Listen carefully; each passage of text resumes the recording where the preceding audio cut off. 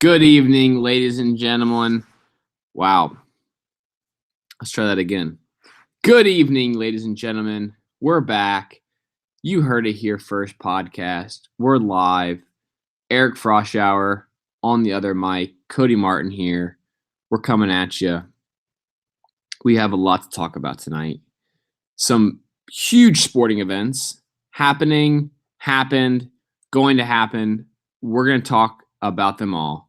But first, let's hear about the home run derby. Last night, an unbelievable performance by Vlad Jr. He didn't win. However, I think he got some people's attention. He gained some fans. He put on an incredible display. He hit 69 home runs in 2 rounds. Now I get it. There was overtime, but still, 69 home runs, 2 rounds. That's unheard of. Eric, did you get to see any of the home run derby last night? I did, and I think the biggest change for me from what I've seen before in the home run derby until last night was really the pace. So guys were, instead of waiting until their ball, approached the warning track and sailed over, they weren't even waiting until the ball hit. So it was hit, next pitch, hit, next pitch. So I think this year we saw a change in strategy. I know there were a couple of rule changes, as you alluded to, and I think it does change the dynamic a little bit, but it certainly made it exciting. It just shows the stamina of guys like Vlad. But for me, I still look back to Josh Hamilton, and he's still when he was in Yankee Stadium. I don't know if there'll ever be something that tops that for me, but nonetheless, Vlad Guerrero, fantastic performance last night on a big stage, and I think he's a player we can look forward to watching for the next, I don't know, hopefully next decade or so. I definitely agree. I think the one thing about Vladimir Guerrero Jr. that stood out to me was a lot of times in these home run derbies, the announcers always emphasize how effortless these guys look when they're swinging and they're hitting these home runs, where Vlad Jr. was swinging 100% all out on every pitch. And yeah, maybe it's not as aesthetically pleasing to the eye, but it's impressive that he was able to sustain that, stamina throughout the whole competition. I mean, I think he hit 22 or 21 in the final round. And so, That's right, yeah.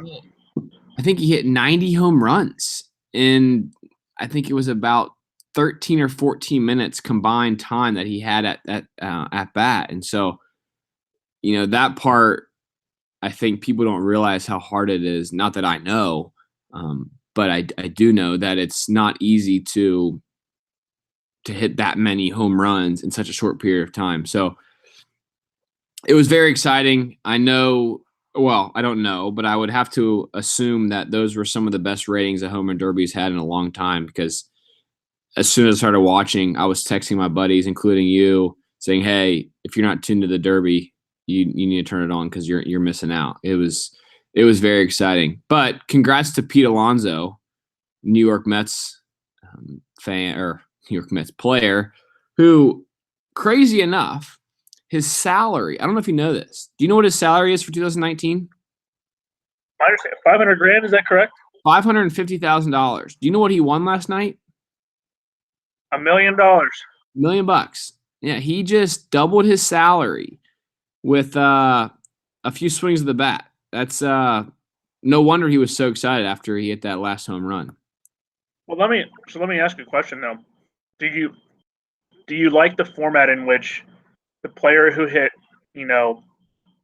57 home runs compared to 90 and change home runs for Vlad? Is this setup fair? Is it correct? Did the right person win last night? Do we like the format? Or based on the strategy change that we're seeing now, just hitting the most home runs that you can, do rounds matter as much? Just trying to get your opinion on that. Well, I don't think it's fair, but it's never going to be fair. I think Vlad Guerrero Jr. won. However, he didn't get the $1 million paycheck, but I think he'll get an endorsement deal or three from last night, just based on his performance, and I think he gained a lot of popularity last night. But the format, I do like the new format, because with the old format, I thought it took too long. Guys took too many pitches. It was hit a home run, take a pitch, hit a home run, take a pitch, and it was, I don't know, it just seemed like it dragged on too much. Where now there's more of an urgency to swing the bat, and it puts pressure on both the hitter and the pitcher, because the batting coach pitcher has to throw good pitches too. And so I do like the new format. Like I said earlier, I don't think it's ever going to be fair. And so with that being said, I do like the new format. I think 4 minutes, one timeout, hit as many as you can. I think it's great. I think it's exciting. I think the fans like it. So yeah, that's about it. That's about all I've got on the Derby. Yeah, same. Ready to go on to the next thing. And without further ado, the Women's World Cup. This is not my forte, so Eric, take the wheel. Boy, let me hold. Sorry, I had a sneeze coming on there. Oh boy. Yeah. Sorry, fans. Big sneeze I just had there. But anyways, Women's World Cup. So I don't know how many of you were able to watch the final. Hopefully all of you. Hopefully everyone. The Women's World Cup, viewership has been, really off the charts according to some of the statistics I've seen. But in terms of the tournament, I think obviously the women dominated each of the games that I saw. I think just from a pure athlete standpoint, size, speed, we had an advantage almost over everyone we played. Netherlands was a bit of a dark horse coming into the finals. But I think, again, we showed, if you watch the game, it was dominance from start to finish. Netherlands had a couple good chances. It was tight at half, 0-0. I thought, hey, maybe we can go the full 90 with a close finish here. But Rose Lavelle with what I thought was, my favorite goal of the tournament, taking it all the way from almost the midfield line to the top of the box, rolling the ball over and sliding it home. Cincinnati, and that was a beautiful, beautiful goal. I thought great performance by the women, of course. Happy for them. Hopefully they didn't ruffle too many feathers with all the political hullabaloo, but that was going on. But no, I thought it was a great tournament overall, and I think it's always fun to see the stories of little kids and girls especially, looking toward the next World Cup, and just the excitement that it brings the country, as opposed to the men, who lost the Gold Cup that same night, still struggling to find their foothold and gain some success. So really happy for the women. Enjoyed watching all the celebration videos as they were on the plane and coming back to the States. So this is something I think we can expect every 4 years to be competitive in women's soccer, and it's neat to see.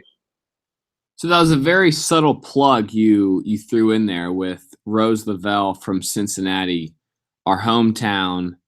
Very exciting. And you think about it, there's how many girls are on the squad? Is it about 20 girls? Yeah, I would say about 20 women.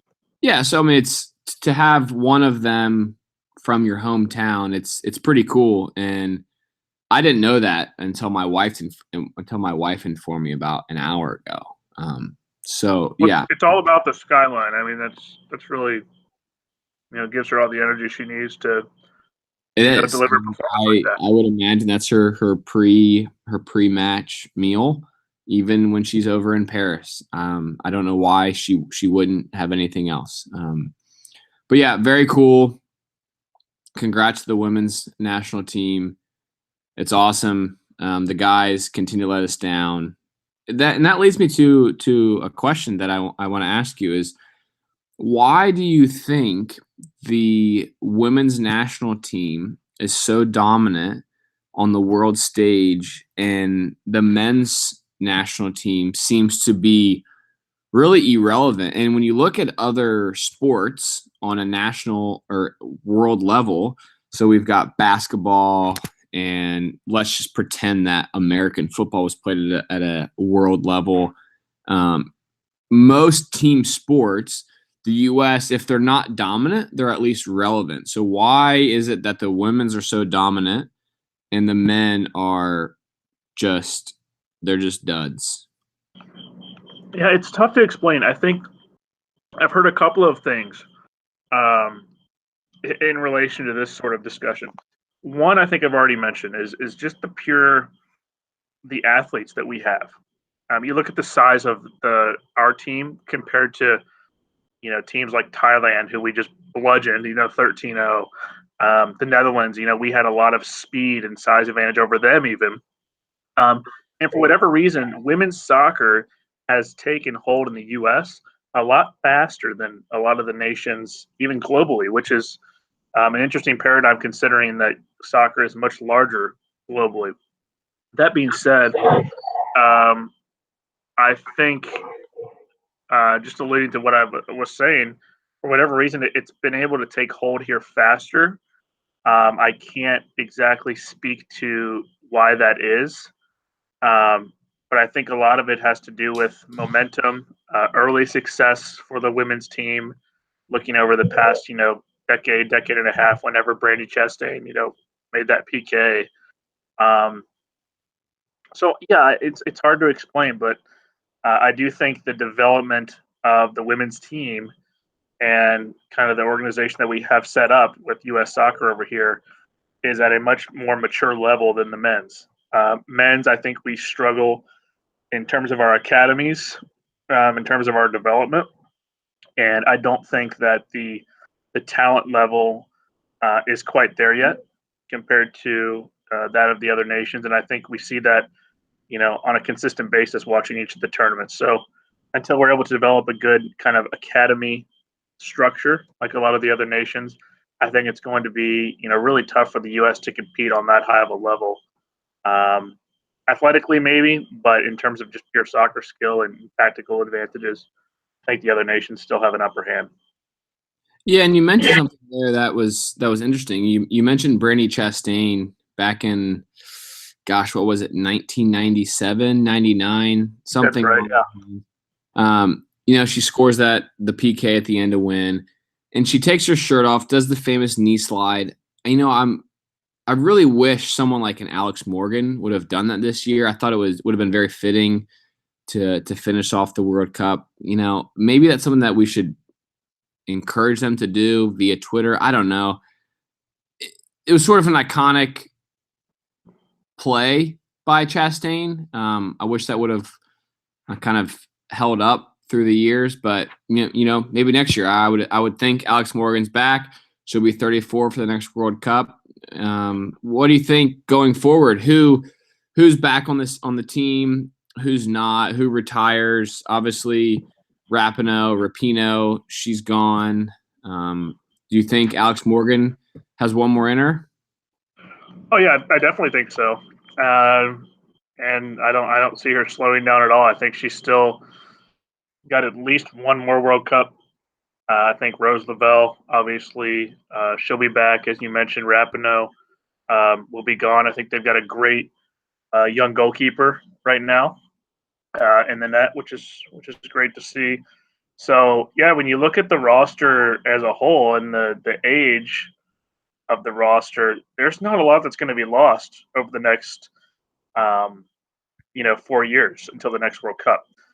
That being said, I think we definitely have a target on our back, and a lot of the other countries are going to be, working, really hard to come after us in the next one. And I think that will be more interesting to see for me, at least, how that develops and who's able to keep up with us come next go round. No doubt. Well, let's move on. World Cup, big event. Congrats to the women's national team. Huge win. Happy for you. But we've got to move on. And the next topic is Wimbledon. And we are, for the women's draw, we're on to the semifinals. The men's draw tomorrow, we have the quarterfinals. We've got Roger Federer. We've got Novak Djokovic. And we have Rafael Nadal, all in the quarterfinals, not playing each other, which is big because that means they could all be in the semis. A couple interesting matchups tomorrow. We've got Fed versus Nishikori, which one it's a 2 versus 8. I think is a very interesting matchup. They're both they don't overpower you. Nishikori's like a brick wall back there, and Federer is Federer, the GOAT. Nadal plays Sam Querrey. Sam Querrey's got a big serve. American, always pulling for the American.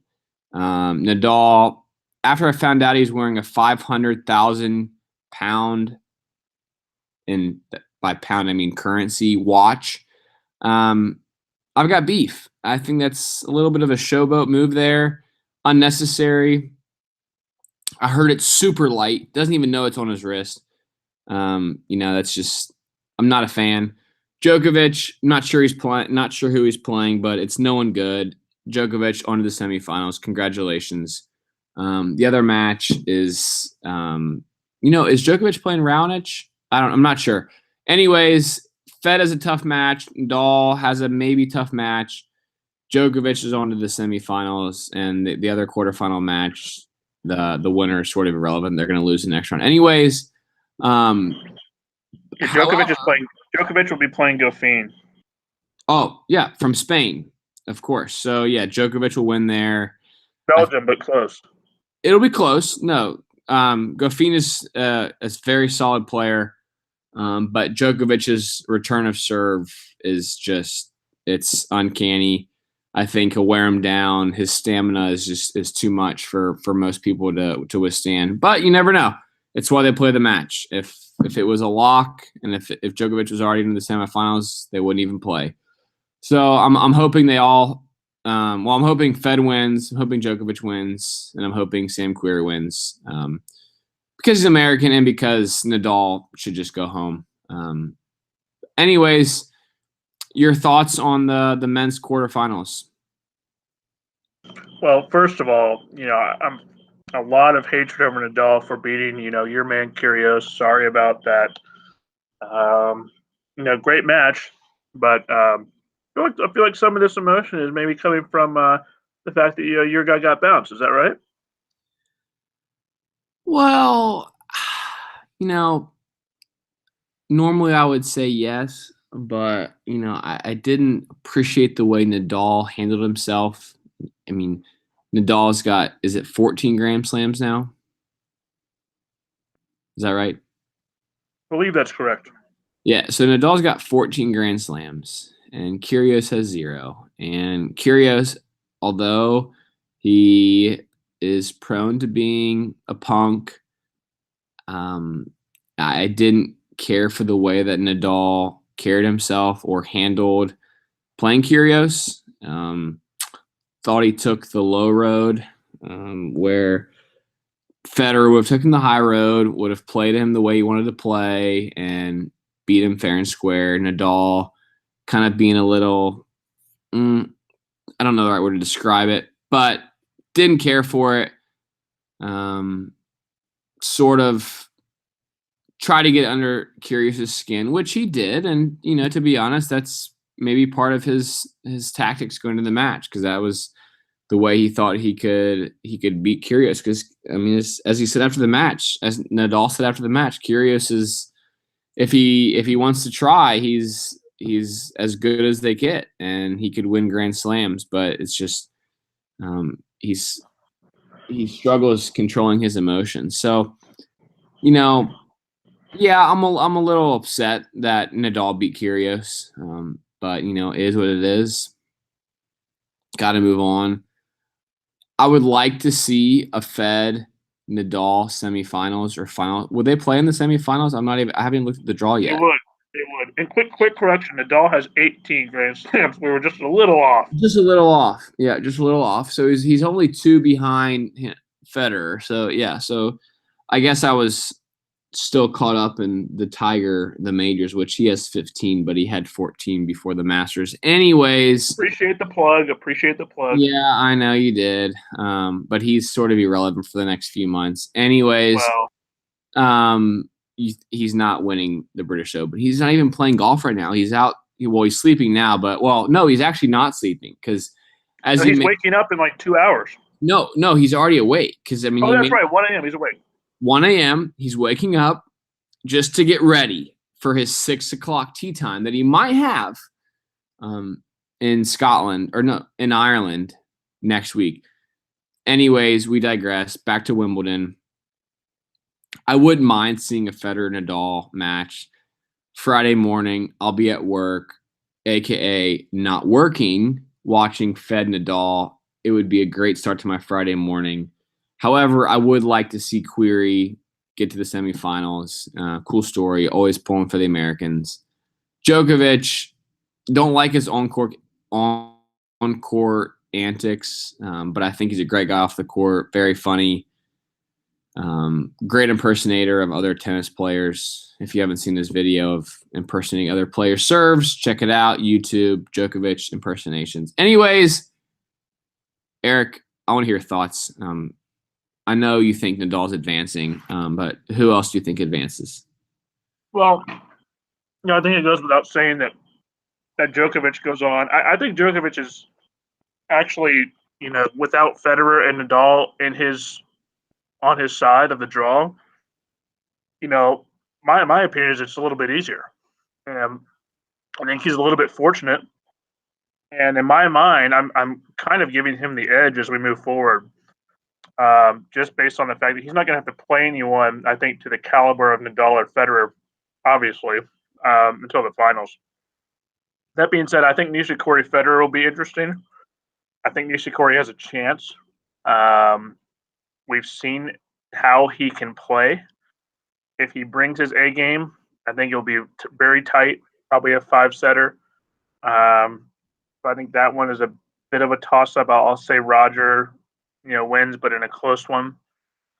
And then Nadal, I think Nadal's going to cruise by Query. I think even though Query has a big serve, Nadal will find a way to counteract that, return it, and Query is simply not going to have enough firepower to, take Nadal to his limit.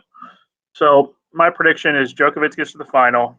We're going to have a Rafa Federer semi, and I think that semifinal for me means a lot in terms of where things stand in the tennis hierarchy. And I honestly, I'm looking forward more to that semifinal of Federer Nadal than I would. Well, if it's Federer in the final, I think the whole world is going to be pulling for Federer. If it's Nadal Djokovic, obviously that's going to be huge too. But I think you have to be cheering for Federer just emotionally right now. It's probably potentially his last Wimbledon, and yeah, I'm definitely pulling for Federer from an emotional favorite standpoint.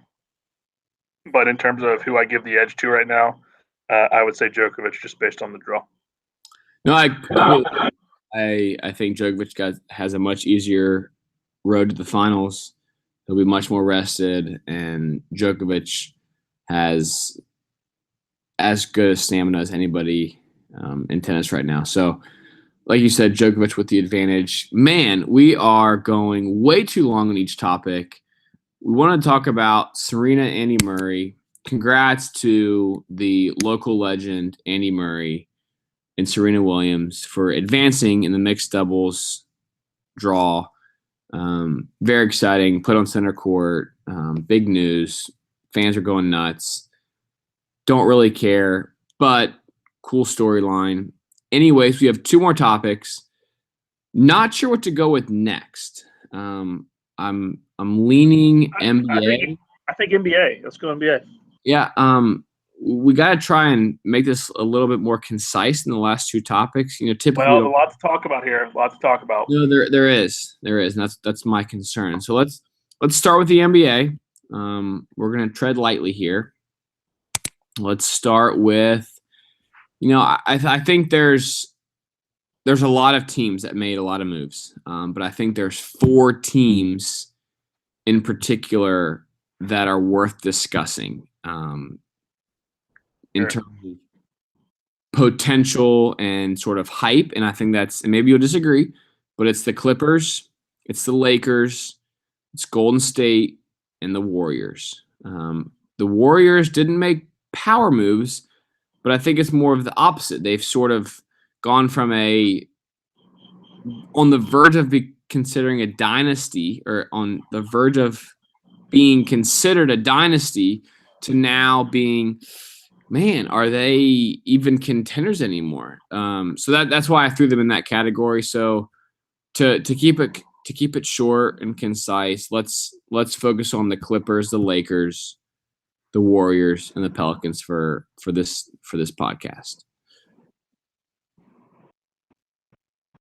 Fire away. I think that's fair. I think the Nets are probably an honorable mention. That's true. That is on honorable mentions. That's a good way to put it. I like that.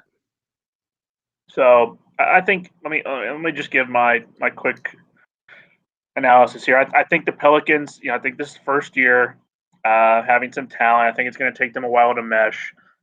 I'll say they're going to make the playoffs, but I don't expect much more. Clippers, man, I don't know what to expect. I think they're going to be contenders, but I think it depends on the supporting cast. I think just having Kawhi and Paul George is great.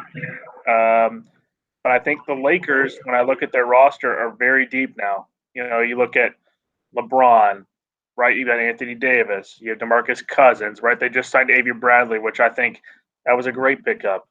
Kyle Kuzma, I think, is extremely underrated. Quinn Cook. I mean, I forgot. I mean, any Duke player is deserving of the entirety of this podcast. But yeah, I'm going to give the edge to the Lakers over the Clippers, just based on the depth of the roster. I think we've talked about depth before on this podcast, the importance of it. And then the Warriors, man, I do think next year they're not going to struggle per se, but I don't think Klay's going to be at full strength. So I can't see the Warriors, taking it all the way again next year, or at least all the way to the end. I just don't see it. No, in regards to the Warriors, I definitely agree. I think the San Francisco Bay Area fans are in for a rude awakening. They have Klay Thompson, they have Curry, but like you just said, Thompson's out for, I think, another 9 or 10 months. And so Draymond Green, Steph Curry, I'm not sure they can get it done. And they just D'Angelo Russell, they're small. I don't see any size there. No, I don't either. And they got rid of Livingston today. So yeah, it seems like, I don't know if they're trying to rebuild after losing Cousins and Durant, but yeah, it's just, I feel like they're in a tough position, and I think they've got a very steep hill to climb to get back to where they were. But, they've got a good coach.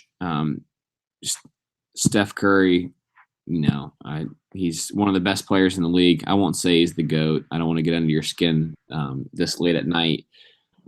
But, they still have potential. I'm not going to count them out, but I'll be honest, if they don't make the playoffs, it would not be surprising. Going from, a borderline dynasty to missing the playoffs would be a big step backwards. But again, it would not be surprising. But to the Clippers and the Lakers, I agree with you too. Surprisingly enough, I think the Lakers do have the upper hand. The only thing I'm questioning is the news that came out today about LeBron being the point guard.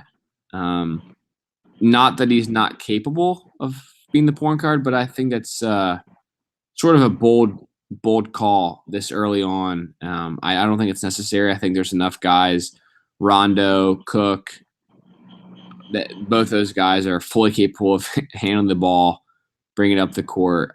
I don't know what the reasoning is behind that. I think if that is what they do moving forward, I think it's a bad move on the Lakers' part. Yeah, I'm not completely buying it yet. I think it's a nice publicity thing for them to put out, but when you have Rajon Rondo and you decide him, he's one of the best distributors and just kind of leaders in terms of pure point guard the game has seen. And yeah, I don't quite understand why they would run LeBron the whole year. So I think that will develop as we get closer to the season. I can't imagine what you would do with Rondo or the other guards on your team, with that setup. No, I agree. One last team to discuss. It's the Brooklyn Nets. Like you said, honorable mention. Pelicans, I think you got demoted to honorable mention, and you're not going to be mentioned. Nets, you got promoted. Congratulations. Kyrie Irving, Kevin Durant, worth promoting. Very interesting. You've got one of the best, two of the best players in the league, in my opinion, especially at each of their positions. Kyrie Irving, maybe best ball handler of all time. Kevin Durant, just a freak. It's going to be very interesting to see what they do there. Kyrie going home and playing with, from what I've heard is this has been a long time coming for them to be united on the same team. I'm not sure what to expect from the Nets. They're going to be better than they were last year, but they've got two superstars and a relatively unknown supporting cast. So can they make a run? Yes. Are they going to make a run? Not sure. Like you said, I'll predict playoffs, 6 to 8 seed, but nothing more. But they're in the East, so I guess a 4 seed would be an overachievement, but barely. What are your thoughts on the Nets? No, not the Nets. The Hornets. Of course, the Nets. Well, man, it's they're in the Eastern Conference, right? So I think that gives them a leg up already, just in terms of who they could come up against. So, I look at teams coming back, right? You've got Milwaukee over there. The Raptors are back to who they were.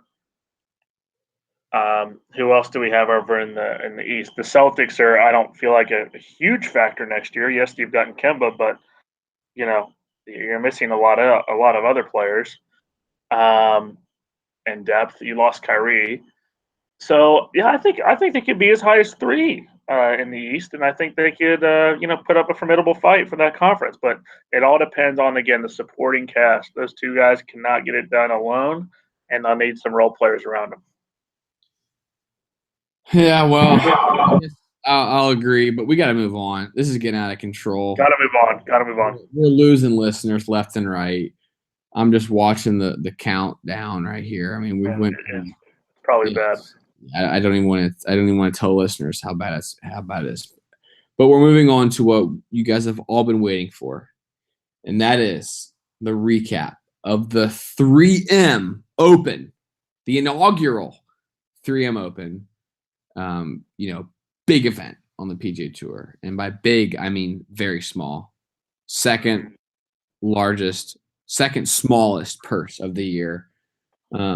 However, this being said, I believe a star was born this last week in Matthew Wolff. If you haven't seen Matthew Wolff swing or play, he's playing in the John Deere Classic this upcoming week. Very, very unique swing. You watch it one time, you won't forget it. At first, you'll be like, what the heck is he doing? And then you'll be like, holy smokes, I should probably try that. He won in very exciting fashion this past week. Bryson DeChambeau, loser, don't like you. You missed the cut. No, you didn't miss the cut, but you played absolutely like dog shit when we picked you in our pool. So I don't like you. You made an eagle on the last hole this past week to take the lead by 1 in the clubhouse. Matthew Wolff, pressure on, last hole, down by 1, has to make birdie to force a playoff. Does he make a birdie? Nope. He makes a freaking eagle from off the green, drains a 26-foot putt for eagle to win his first tournament, third professional start. Crazy. I mean, crazy stuff. This is – you don't see this every year. This is like once a generation type stuff. And so I'm not sure where he's going to go from here. Is he going to win this week at the John Deere? Not sure. Is he going to win again this year? I don't know. However, I think he gained a lot of fans. He opened a lot of people's eyes. I think he actually increased the excitement towards the PGA Tour moving forward, at least for the time being. Very unique swing. Seems like a likable guy. I think it's going to be very interesting to see what he does moving forward. If he can keep this up, I think golf is heading for a very, very good place in the near future. Yeah, I was more than impressed. I think I predicted to you that morning that DeChambeau would take it, and with that eagle on the last, I was pretty, sure. Hey, we're either going to go to a playoff or DeChambeau's going to win this thing somehow. But man, Matthew Wolff showed some stones. He played aggressive, as you said, and you predicted based on his interview. Yeah, I don't know what else more to say other than he proved me wrong, and has he basically proved everything that you'd been talking about. And I'm excited that him and Hovland are two new faces to golf that we'll see over the next decades, hopefully. And I think that's what's exciting for me is there's so much good young talent, and but it's also good that there's two guys that really could have a huge impact on the game. And at such a young age, they're already seeing huge success. So I think these are guys that could win multiple major championships potentially. Without a doubt. And I don't want to take too much credit for this, but 2 weeks ago, and let's Here we go. Well, we have our sort of special segment of each show is the You Heard It First. Agreed. And we have been nothing short of a tragedy when it comes to making our picks. However, 2 weeks ago, I said on record that Victor Hovland and Matthew Wolff could finish top 20 this week. Don't be surprised. You did. I was wrong. However, 2 weeks later, we have a winner in Matthew Wolff and a T13 for Victor Hovland. So, no, I was not correct. However, 2 weeks later, they both finished top 20, both finished top 15, one winning. So, I don't want to take too much credit, but I definitely be, acknowledge that I wasn't too far off on that prediction, that bold prediction. There's no doubt. There's no doubt. I agree with you completely. So 3M Open, very unexciting event, turned into quite an exciting event with Matthew Wolff sort of taking the golf world by storm. Like I said, it's going to be very interesting to see what happens next. And speaking of next, let's talk about the John Deere Classic. Bang, let's go. Yeah, let's do it. It's, again, not a very exciting week. I'm sorry to break the news to you. The good news is that we're only 1 week away from the British Open, which is big news. John Deere Classic, this has to be, without a doubt, the weakest field, maybe, in PGA Tour history. It's pretty remarkable how weak the field is this week. And if you don't believe me, just go to the John Deere website. Well, not the John Deere website, but the John Deere Classic website. Check out the field list. You probably will recognize about 7 guys if you're lucky. Excellent. speaking of a weak field, we need to talk about our one and done pick. We have done very little discussion. We've had very little discussion about this, and we're sort of limited this week on who we're going to pick, and it's very wide open. But I also think there's a little bit of strategy involved. Um, just first thought, who are you thinking about picking this week in the or one and done pool for the John Deere Classic? Yeah, I kind of lean toward Brian Harmon, just a gut feel. I think he's had some good performances lately. He's been toward the top of the leaderboard. This is a wide open field. It's a gettable tournament for him and for others in kind of that category or tier of player. And then we also discussed, Wolf and Hovland, So I think between those three is where we're kind of headed. Yeah, it's hard to disagree with you there. I think, is it rare to see someone win their first event and then back it up with another win? Yes. Is Matthew Wolff an exception? I think so. Does that mean he's going to win? No, it doesn't mean he's going to win. I just don't think he's exempt from winning, and so he's definitely an option. Victor Hovland, very relevant in the last few events he's played in. Very consistent, very solid. Going to be very low scoring this week, as always. I expect him to be in contention. Brian Harmon playing very solid. Winner here, John Deere a few years ago. So don't be surprised if he contends. Wyndham Clark is another guy I think we can consider. But two guys that are going to surprise our listeners. These are very, very biased picks. I know both of them personally. But you heard it here first. Sam Burns, Joey Garber, one of them will finish in the top 5 this week. You heard it here first. There you go. You heard it here first from my side. I'm going to go with Joel Damon. Top 5 finish this week. Again, top 5 field. Top 5. Wow. Top 5. Well, good thing we're not picking him this week in our pool, because that would be the old jinxaroo.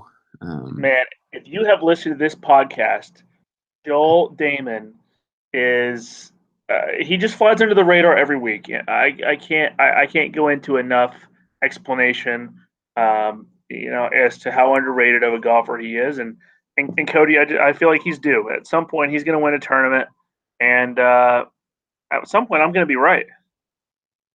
Well, normally I would agree with you, but in this case, you might not be right. This isn't basketball where a team's going to win eventually. This is golf where there's 156 possible outcomes in terms of the winner. So yeah, definitely not for surely gonna produce the outcome you're looking for eventually, but I like your loyalty to Joel Damon. But yeah, I just don't see it happening this week, even though it's a weak field. Not playing his best. He had a hot streak there for a little bit, consistently finished in the top 25. But yeah, I think his hot streak is coming to an end. Anyways, you heard it here first. Sam Burns, Joey Garber, top 10. Joel Damon, top 5. You know what? Maybe this week will be our first winner. But let's move on to the Scottish Open. And normally we don't talk about the European Tour, but it's the week before the British Open. A lot of Americans, a lot of the big name guys get over there early, preparing for the sort of link style course, the weather, the time change from the U.S.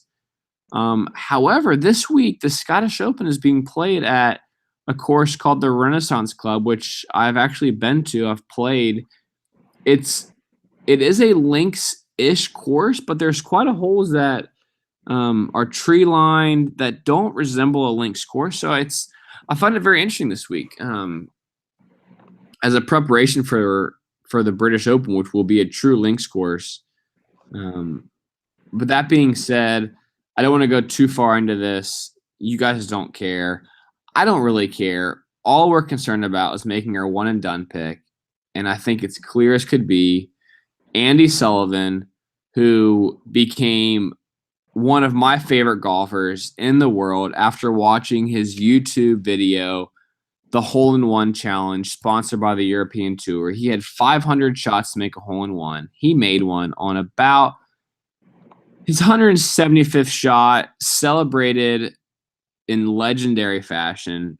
It made my day, made my week, probably made my year, made his year. I know that. But yeah, as soon as I had an opportunity to pick Andy Sullivan, I knew we couldn't look any further than our guy, Andy Sullivan. And I know you agree. I totally agree. I think after watching that video, it was a no-brainer. And whether he was ranked 105th, as he's ranked now in the world, or he was ranked 1,000, I think my opinion would be the same. And that video just cemented it for me. It was incredible. So yeah, that's my opinion. Pretty straightforward. Very straightforward. Doesn't get any more straightforward than that. So I think in this brief discussion, I think we've decided, for those of you listening, if you're in a one and done pool and your pool administrator has either the John Deere or the Scottish Open as the event this week, or both, in the case like we have, where both events are being used this week, I think it's Brian Harman for the John Deere and Andy Sullivan for the Scottish Open. You heard it here first. 2.0. Brian Harman, Andy Sullivan, winner, chicken McDinner. Dang. Yeah. Any last notes, last comments, thoughts, concerns, questions, ideas, inventions for the listeners? Inventions, man. I got nothing today, other than we are, entering into an exciting, last week of Wimbledon here. We got the British Open coming up. NBA offseason obviously just happened. So, we were in a bit of a hiatus for a little bit, but we got some things right around the corner. And, I think we finally emerged a little bit from the darkness that is only having MLB to watch. Nothing against the MLB, but I don't know about you, Cody. That was a dark period for me. And no, you say that, nothing against the MLB, but no, there's definitely something against the MLB. It's too slow. There's too many games. They got to make changes. It's not exciting. People don't watch it on TV. Don't even know why it's on TV. I love going to games, but yeah, we don't need to be sensitive to the MLB. They're fine. But my last comments, I have to give a shout out to one of our loyal listeners. And by loyal, I mean he's never listened to one of our podcasts. He made this particular individual made one of the most ridiculous but sort of good bets I've ever heard of. He has placed now. He started off with a small amount, but he is now up to $600 on Sung Jae Im to be the low Korean player, or the top Korean player this week at the John Deere Classic. He's up against Wee Kim, Sang Moon Bae, and Ho Sung Choi. He's minus 200. By the way, if you have not seen Ho Sung Choi play, please do yourself a favor. He'll probably be in a feature group this week, to be honest. I hope I would watch it. I wouldn't. But I know you would, but that makes perfect sense. You cheer for IU. That those two go hand in hand. Anyways, Sung Jae Im minus 200, loyal listener, the man who cannot be named for unsolicited reasons, has bet $600 on Sung Jae Im to be the top Korean player this week. All the best to you. I get the bet, but I don't. That seems a little bit. I don't know what to say. I don't either. It just seems a little bit reckless. It's golf. Anything can happen. I think this loyal listener is going to have a very stressful next couple days preparing for Thursday. Especially if one or two of the other players make the cut and they're close. I think I don't know if he's going to sleep, to be honest, over the weekend if it's close. but we'll see. But yeah, that's my biggest side note to this podcast. That's just that stuff like that just can't go undiscussed. No, for sure. Totally agree. So yeah, not our best podcast. Not too much to talk about in terms of sporting events. A couple big events, but in terms of volume, not a lot going on right now. But Cody, let me interrupt you real quick. Can we get an update for the listeners on Holy Moly? I haven't kept track. I don't know if you've been tracking, the competition. Any update on that front? Holy moly! It's funny you say that because I actually haven't watched the last 2 episodes. That's quite disappointing. That's quite disappointing considering, your loyalty to the director of the show. I don't want to say. I think that might have been misinterpreted in terms of loyalty to the show. I merely said that I'm going to be on the show. Doesn't mean I have to be a loyal viewer. Fair. So I mentioned your loyalty to Steph Curry. I think that's fair. Yeah, no, it is. It's very fair. But after the first episode, I realized he's making very, very brief appearances, if any.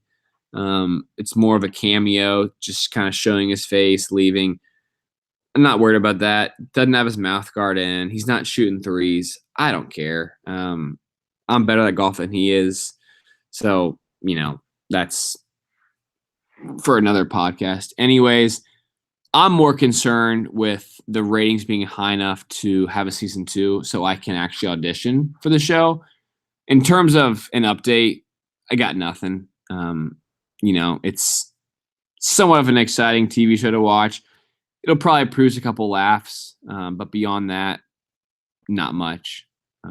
But definitely doesn't mean that I'm not trying out auditioning for season 2 if it ever happens. There you have it. That's the Holy Moly update for this week's podcast.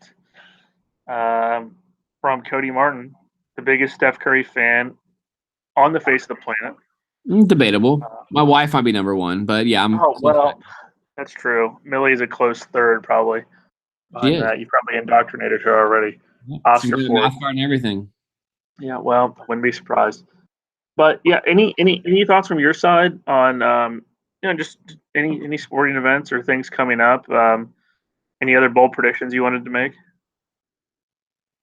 Man, I don't know. I don't think so. I know college football can't get here soon enough. I'm really looking forward to Pacific time zone, 6 a.m. college game day coming on, 9 o'clock first game. That's just seems like a dream to me, but it's going to be a reality in about 50 or so days.